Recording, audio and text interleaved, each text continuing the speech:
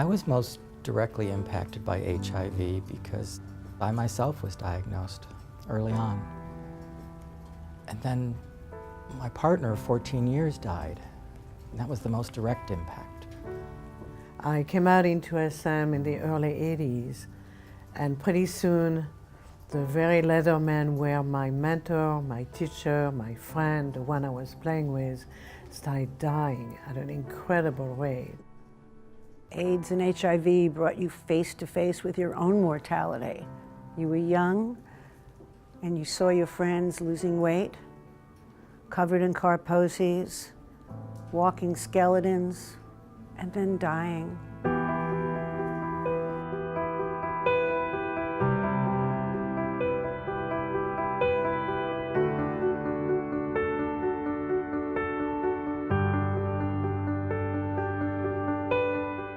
The leather community was just as scared and uninformed as anybody else.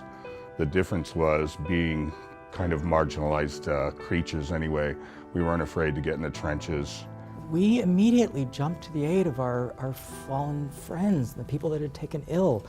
Even at a time when you'd visit someone in a hospital and a nurse would be afraid to touch someone or bathe them or hold them. We couldn't wait for the government or anyone else to take care of us. We dove into the trenches. We did the dirty work. We raised the funds. We visited our sick in the hospital. We held their hands as they were dying. Without the leather community, I don't think the push to be as aggressive about AIDS care and needs of the people with HIV would have been addressed as quickly as they initially were. We also, as a subculture, lived a very sexual life, so we were really comfortable talking about sex amongst each other. And therefore, we were able to do that with people who weren't always so comfortable talking about sex. Leather people in general are accustomed to the dynamics of being assertive and aggressive and getting the things that they want and need. If we can do that in our sexuality, we can certainly do that in a crisis.